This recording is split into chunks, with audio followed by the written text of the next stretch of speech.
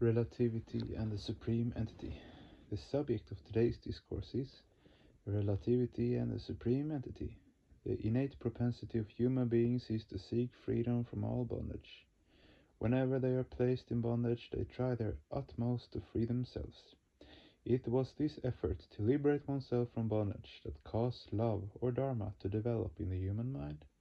I will free myself from all sorts of bondage. This inspiration, this existential stamina, this motivation inspired human beings to tread the path of Dharma.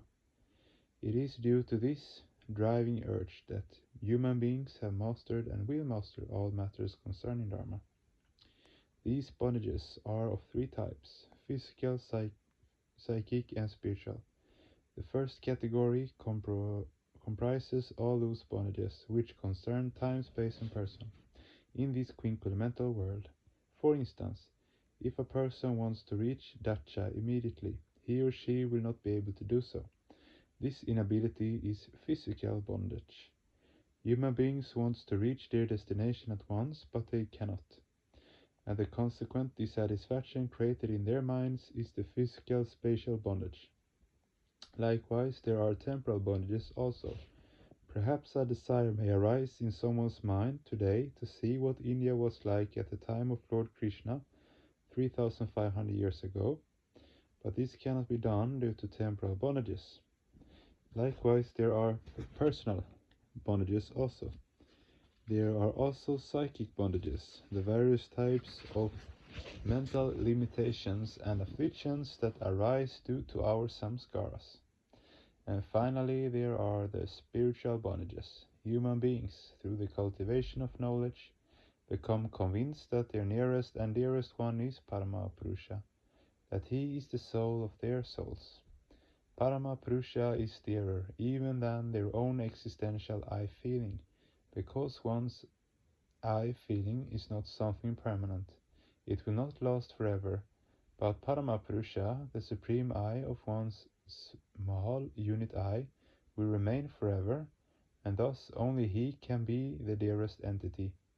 In the material sphere, we wrongly think that the existential I-feeling of the human mind is our most beloved entity, but if we penetrate deeper into the matter, we will understand that Paramapurusha is indeed dearer than our own I-feeling.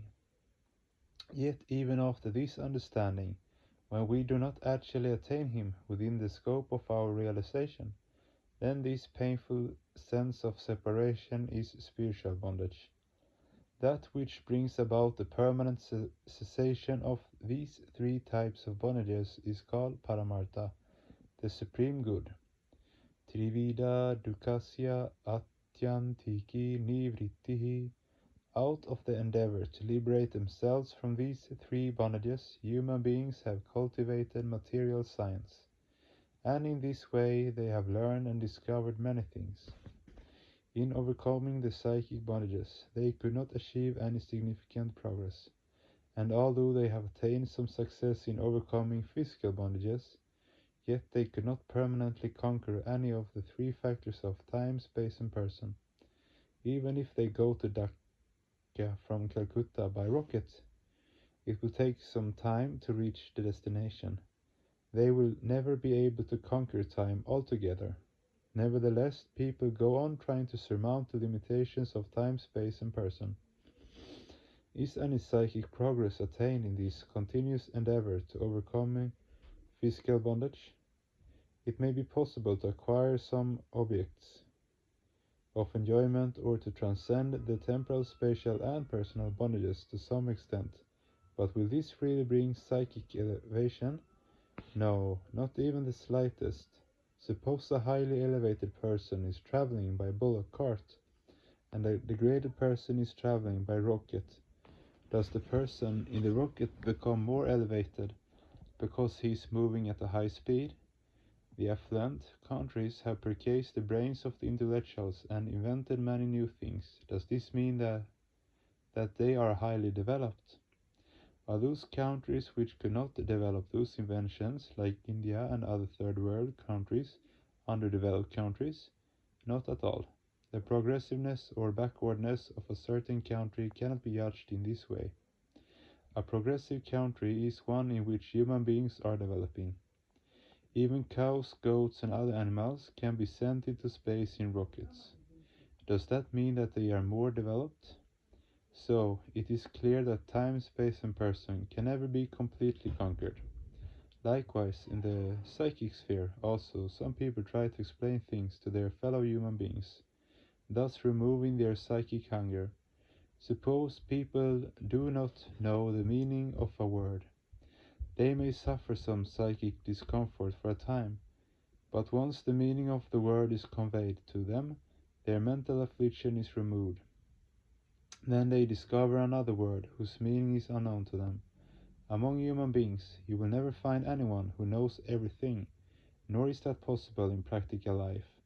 An omniscient person never comes within the scope of relativity.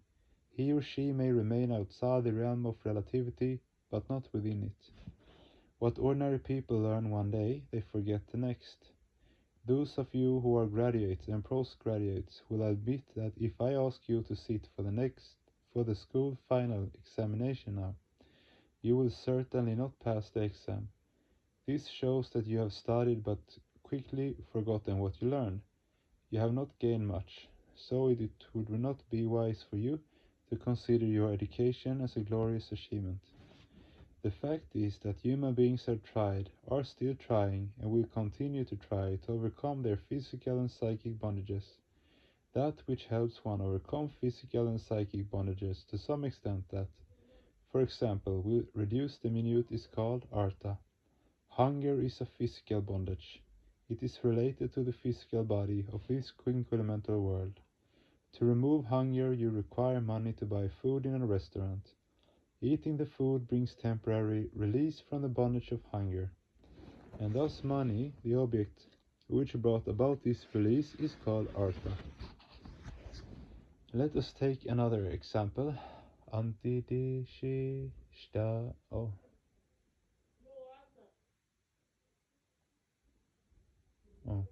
Antidisestablishmentascalistically is the longest word in the English language. Until people know the meaning of this word, they remain in psychic bondage.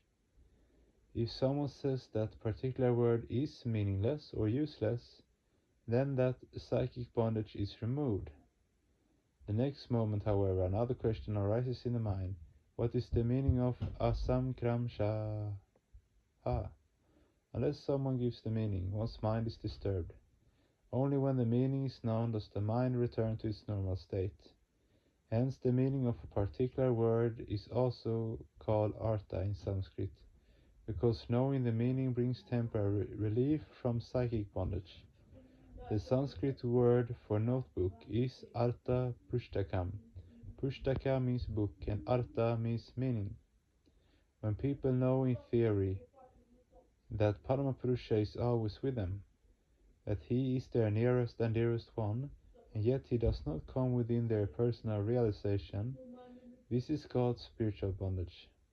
For such people, Paramapurusha remains confined to the abstract scriptures, and does not become a living realization. Spiritual aspirants must liberate themselves from this bondage by dint of their sadhana. So people may attain temporary freedom from physical or psychic bondages, but they fall into those bondages again the next moment. There may be temporary victory, but it is again followed by defeat. Ultimately, victory is impossible. In Sanskrit, victory is jaya, and complete victory is vijaya. Spiritual bondage is different from psychic or physical bondage because once the spiritual aspirant realizes Paramapurusha, that realization becomes permanent. If you take food in a restaurant daily, you will also have to pay every day. You cannot pay once for always.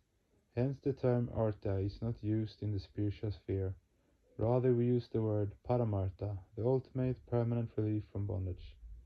This paramartha, as I said earlier, remains confined to the scriptures of the philosophers, and thus the thirst of their hearts is never quenched. They waste their valuable time in useless philosophical discussion. Paramapurusha may or may not remain in the book of the devotees, but he is surely present in their hearts. By dint of sadhana and kirtan, devotees bring the supreme flow of spirituality into the practical world.